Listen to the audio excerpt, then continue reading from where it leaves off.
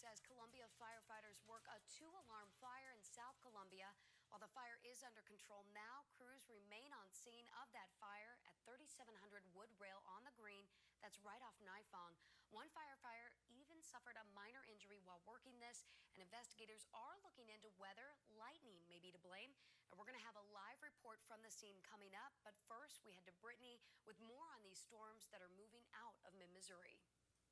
Thanks, Christy. It's certainly been an active morning weather-wise. We're seeing these storms move further east and across mid-Missouri. Good news, we don't have any severe weather, any severe thunderstorms. There is a cell that's further north near Moberly. You do see that outlining orange there. That severe thunderstorm is further east of us, so there is some good news with that. If we zoom in here, I want to show you near Morgan County and near Versailles, there is some light to moderate rain. Now, there's not a tracker on this storm, on this thunderstorm, but I'm expecting some moderate rainfall with this. Further north, you do see north of I-70.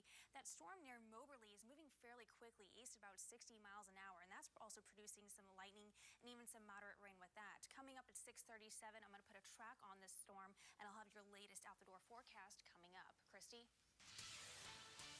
Thanks, Brittany. Back to the breaking news we've been following all morning long as Columbia firefighters remain on scene of a two-alarm fire in South Columbia. This is at 3700 Wood Rail on the Green, and that's right off Nifong. And that's where we're joining ABC 17's Lucas Geisler, who's on scene with more information about this fire. Lucas? Christy, we're here at the end of the cul-de-sac of Wood Hill on the Green. As you said, that's off of Nifong Boulevard here in the south part of Columbia. Now take a look. Firefighters responded to this fire shortly after 4 a.m. this morning. For fire on the roof, Brad Frazier of the Columbia Fire Department says there was a lot of fires coming off of the roof, and as you can see, it is completely collapsed on one of these duplexes. Frazier says that the fire spread from this roof that you're seeing now over to another duplex, which caused lots of damage over to that roof and also the garage of that duplex. Now it looks like right now 2 duplexes have been significantly damaged by this fire. Firefighters are still out here handling the fire, looking over the scene, but they say that the fire and the situation is now under control. Now, they said they went from one home to another. They got 2 alarms on this fire right now. Now, one firefighter did have minor injuries to his hand, but he has been taken to the hospital, and his injuries are being dealt with. Of course, we will be out here on the scene, providing you with any updates that we get on this fire as far as a cause of the fire. The fire department did say because of the storms and because of the lightning, it may have been a factor, but nothing is definitive just yet, and we will let you know whenever anything does become definitive at this fire. Reporting live in Columbia, Lucas Geisler, ABC 17 News. All right, thanks, Lucas, for that live report. Like you heard, they're still trying to figure out what caused it. They don't know yet if lightning is to blame. We will, of course, keep you updated. And the storms that moved through overnight, they also knocked a tree onto a mobile home in South Columbia. This is a look at video we just got into our newsroom. Firefighters were able to get a man trapped in the home on Lenore Street out within the last hour or so. He has been taken to a hospital. We don't know how bad he may be hurt, but we do know he was responsive when he was taken out. And right now, more than 2,000 people in mid-Missouri are without power after those storms. Columbia is reporting more than 3,000 customers affected. Boone Electric has about 2,900 people without power. And we're also hearing about damage in other parts of mid-Missouri. Before we came on air, we talked to someone in Slater, Missouri. He told us he saw a tree on a house, a tree that had smashed a car in the road, and a carport that had flipped onto its roof. And while we are watching these storms and the damage they cause, we're also getting an idea of the problems they've been causing along the way in the Midwest. This is a look at a funnel cloud west of Lincoln, Nebraska. Homes and cars in other parts of Nebraska and Iowa were hit with baseball-sized hail and damaging winds. In the Omaha area, flooding stranded drivers, and there were even some evacuations. Meteorologists are trying to determine whether tornadoes hit some parts of the Midwest. Congresswoman Vicky Hartzler is continuing her energy tour today. She's going to be at Mizzou moderating a panel discussion. It's going to focus on challenges and opportunities when it comes to Missouri's energy future. The panel is at 2 this afternoon in Memorial Union. And this discussion comes after new EPA regulations were announced just this week. For Missouri, they want a 30% cut in carbon emissions by 2030. Hartzler was in Moberly last night holding a discussion there on this topic. She told us the new EPA rules are overreaching. Well, I think we've already voluntarily reduced our emissions without EPA's heavy hand, and so I think they just need to leave us alone. But some we talked to at the event disagreed. Because I figured it would be one-sided, which it was. A lot of coal people talking about how wonderful coal is. Now, Associated Electric says closing Thomas Hill Power Plant in Randolph County is not in the cards. Officials there say they've spent about more than $1 billion in upgrades to stay ahead of the regulations.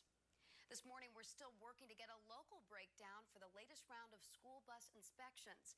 This report is put out by the Highway Patrol. They passed about 85% of the close to 12,000 school buses they initially inspected. Still, 405 were placed out of service. That means those buses had problems that may compromise the safe transportation of students. Today, we could find out when a Jefferson City woman will head to trial for a deadly car crash. Kelly Smith is charged with manslaughter. The crash happened in 2012 on I-70 in Montgomery County. Investigators say Smith was drunk and went the wrong way, hitting and killing a man. Well, overnight, the Taliban released video showing the exchange of an American soldier. The Taliban claims this newly released video captures the moment Sergeant Bo Bergdahl regained his freedom. The POW was exchanged for 5 high-risk Taliban members who have been detained by the U.S. government.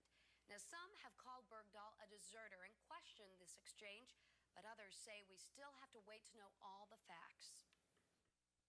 I think people need to be really careful about believing every second or third hand report out there. And also what the president, what the secretary, what Chairman Dempsey have said, regardless of how he went missing, it is our responsibility to him to bring him home, period. Now, the Army is preparing to investigate Bergdahl's disappearance in Afghanistan again. The time now, 6:37, with a look at your ABC 17 storm track weather on the 7s.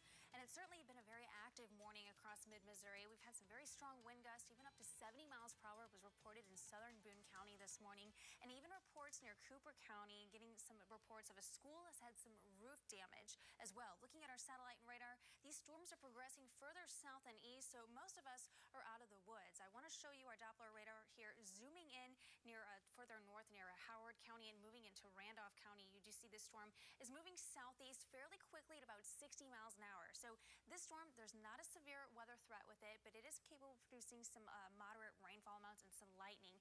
Moving southeast, here's the timing of this storm. 6:39 there in Clark, 6:43 in Sturgeon, and Hallsville at 6:50. So again, storms are north of I-70 right now. So if you're headed out early this morning, if you can, wait a little bit until these storms pass. Temperatures, 24-hour rainfall totals. We've certainly had a lot of rain with this system. Over an inch is what we had across Boone County. Further higher amounts near Sheraton and also Saline County, over 2 inches of rain. And Moberly, also near Randolph County, had just under 2 inches of rain. So there are flash flood warnings still in effect. This is through 8 o'clock this morning, mainly for our western and northern counties. And most of us further east were out of the woods with that flash flood warning. Temperatures were in the mid-60s, 66 in Columbia, 68 in Jefferson City, 69 degrees in California, and 68 in Sedalia. As you're headed out this morning, again, you do need your umbrella as you're headed out. Again, if you live further in our northern view areas. Now, later this afternoon, there is the potential for a few thunderstorms. Those are going to be further south and east. I expect near I-44 tonight. 83 degrees, though, by lunchtime. We're going to see some strong wind gusts also. We're going to see a cold front start to make its way to mid-Missouri. 85 degrees by 3 o'clock this afternoon. And check out this high today. We're still going to be very warm, near 89 degrees. Now, heading towards Thursday, we're going to be much cooler. Look at that low. It dips down into the upper 50s for tonight. We're going to be near 75 for Thursday. And then I am tracking a chance for some showers for Thursday and then heading into Friday, a high near 78. Now, we could see some strong thunderstorms as we head towards Saturday morning as well. That's going to be the next system I'm going to be monitoring. As we head towards Saturday, we'll see a high near 80 degrees. Certainly back to normal temperatures, and I'm looking forward to Monday. Again, it looks like it's going to be a nice day starting off the work week with a high near 78. Coming up, I'm going to show you when we're going to see the potential for those strong thunderstorms later this afternoon and what the threat with those storms will be coming up at 6:47. Thanks, Brittany. The time now, 6:40. The FBI is launching a new campaign to try and combat incidents of people shining laser pointers at aircraft. We're going to have details on this initiative just ahead. Welcome back. We're coming up on 6:43. This morning, the mayor of New York City is criticizing the housing authority for a lack of security in a building where a child was stabbed to death. We told you Monday a 6-year-old boy died and a 7-year-old girl was hurt after a man attacked them in an elevator. The suspect in the murder still hasn't been caught. Mayor Bill de Blasio criticized the housing authority for not spending millions of dollars still available in its budget for security improvements like cameras. Authorities in Arizona believe they found the body on a mountain near Phoenix this week is that of a hiker from Seattle. Eric Fernandez went missing after going to hike the mountain on Sunday. Firefighters say the terrain and heat could slow down the process of recovering his body. The FBI has announced a national campaign targeting people who point lasers at airplanes. Doing so is a federal crime and can temporarily blind pilots, putting them, passengers, and even those on the ground at risk. Data show a more than 1,000% increase in laser incidents since the government started tracking them in 2005. Now, this new campaign offers $10,000 for information leading to laser pointer-related arrests. The time now, 6:44. We continue to monitor storm reports and breaking news of a 2-alarm fire in South Columbia. We're going to have all that and more coming up after the break. And those severe thunderstorm warnings have been lifted across mid-Missouri. Good news there, but we could still see some strong thunderstorms later in the day today. Coming up, I'm going to break down your latest future track model coming up at 6:47.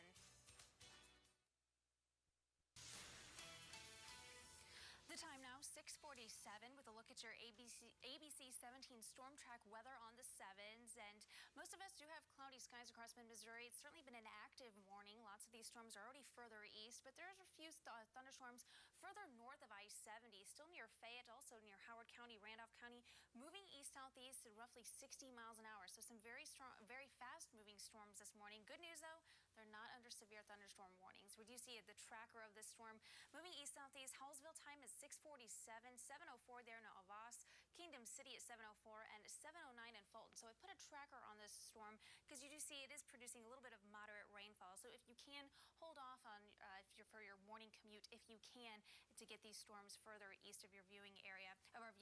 Here's our storm reports that we've had. You do see that blue there, that's that large hail, even that yellow there, that's damaging wind. So lots of certainly some severe thunderstorm reports here just early this morning. And across mid-Missouri, we certainly had some very strong wind gusts, even a report of 70-mile-per-hour winds early this morning in southern Boone County. I want to show you the latest ABC 17 Storm Track Future Track model. Now, this takes us into 7 o'clock this morning. Now, this surface low will be progressing further north and east. And this notch that you see here, this is the stationary front, the stationary warm front that's been, as it progresses further south, it acts as a cold front, and once it lifts further north, it acts as a warm front. So we're certainly seeing some very warmer air in mid-Missouri today, and some high humidity levels. So heading this into the mid-morning hours, this takes us into 2 o'clock this afternoon. This system's going to be progressing further north and east, and notice these pressure contours. The tighter they are, that means the windier we're going to be. Now, the cold front associated with it is going to be draped further west, and it's going to be sliding east as we head towards this evening, which means we're going to see temperatures cool down tonight. This takes us into 7 o'clock tonight. Again, we could see some few showers and some strong thunderstorms. That's going to be mainly south near Pulaski and Phelps. A little bit of rain, even some strong wind gusts and large hail will be the threat with those storms. Looking at our flash flood warnings, still in effect for our western and northern viewing areas. And taking a look at our sky cam, we certainly have had lots of moisture. Over an inch of rain at the Lake of the Ozarks, sitting at 69 degrees. Sedalia had just under an inch of rain this morning. We look at our hourly temperatures, we're going to be getting into the upper 80s once again. And again, those chance for showers and thunderstorms later today, there's going to be mainly further south and east. So there is some good news as we head towards this afternoon. Yeah, man, we need it after a crazy overnight that we have with those storms just rolling in. Many people still in the dark right now. And these are very fast-moving storms. And we're even seeing a few storms further north of I-70 right now. But the good news is the severe thunderstorm warnings have expired. But it's certainly, I'm going to be monitoring those storms that are north of I-70 this morning. Certainly. Thanks so much, Brittany. Well, here in Columbia, city officials are, this morning actually, Cole County has a new tool to help them fight crime. Take a look at this new armored car. It's mine-resistant and ambush protected. It came in with a $600,000 price tag, but taxpayers actually didn't have to pay a thing. That's because it's all part of a Defense Department program that repurposes military vehicles like this one. Well, this Columbia man remains in jail this morning after a meth lab bust. Ryan Sparkman is facing charges after deputies searched a home on Old Highway 63 North. They found a meth lab and paraphernalia in the detached garage. 3 young children were there at the time in the home. And this Columbia mother is out of jail this morning after allegedly beating her 7-year-old daughter. Police tell us Trina Lilly beat the child with a belt, leaving bruises on her back and legs. The 28-year-old was picked up on Millbrook Drive, but has posted a $4,500 bond. Authorities in Miller County are putting out the word this morning about a wanted man. They're looking for this man in a connection to a string of burglaries. Nathan Belt faces 7 felony charges, including stealing a car. Just last week, police made a bust near California, Missouri. They arrested 2 people after finding more stolen property. Here in Columbia, city officials are proposing a new power line for downtown. The plans include burying power lines underground and then connecting them to existing above lines. Officials want to hear from the public first, though. And we have an update to an attempted burglary case in Columbia. Earlier this week, we told you someone was arrested after trying to break into this break time on Providence near Douglas High School. Police said there was broken glass outside the building. Well, we've learned George Stanberry was the man arrested shortly after a foot chase there. We're told he's no longer allowed on the property of any break time and is now charged with attempted burglary. The time now, 6:52. We're going to go back out to the scene live of an overnight duplex fire in South Columbia. Hear that live report coming up. Welcome back. The time now, 6:56. All morning long, we've been following breaking news as firefighters were working a 2-alarm fire on South Columbia. It happened at 37 Wood Rail on the Green. That's off Nifong, and that's where we find ABC 17's Lucas Geisler with more on this fire. Lucas? Christy, I'm at the end of the cul-de-sac here on Wood Hill on the Green here in South Columbia, where a fire broke out around a little after 4 a.m. I talked to neighbors in the last half hour, and they said that many of them didn't know about the fire until they saw the fire trucks out here. The sheer number of them alerted to many of them to what was going on. As many as 16 fire trucks out here at one time. Now take a look behind me at where the fire is right now. This is at the end of the cul-de-sac. The Columbia Fire Department says that the fire broke out and took out the roof here at the end of the cul-de-sac and spread to another roof nearby. So it damaged one end of the duplex here, and the fire went and damaged the roof of the unit on another duplex. Neighbors here say that lots of these duplexes are outfitted with a firewall, or a big concrete wall essentially between the 2 duplex units. And right now the damage is only done, and no damage right now visibly can be seen on the outside of the duplexes on the other side of the ones damaged. They said that one firefighter suffered, in the Columbia Fire Department said that one firefighter suffered injuries during this to his hand, very minor, but he's been taken to the hospital and taken care of that. None of the residents here, though, suffered any injury, at least that's according to the fire department. Now, we will continue to update this as soon as we know the cause of the fire. That's something that we are still trying to figure out. The fire department says that because of the storms, lightning is a factor in it, but they haven't confirmed if that is exactly the reason. But we will continue to update it as soon as we're able to confirm what the reason of the fire is and other things surrounding the circumstances here. Reporting live in Columbia, Lucas Geisler, ABC 17 News. All right, thanks, Lucas, for that live report. It'll be interesting to see if lightning was, in fact, a cause. Right. Looking now at our weather, the storms are moving out, right? Yeah, the severe thunderstorm warnings have progressed out, or certainly expired across mid-Missouri. Most of us, we're in the clear. We do have cloudy skies. We are in the clear, but there is still some rain north of I-70, moving further into Audrain County. And I put a tracker on this storm, moving southeast very fast at 60 miles an hour. So good news, this isn't a severe thunderstorm, just producing some moderate rain. Mexico time, 7 o'clock. Vandiver at 7:02. 7:06 at Avos.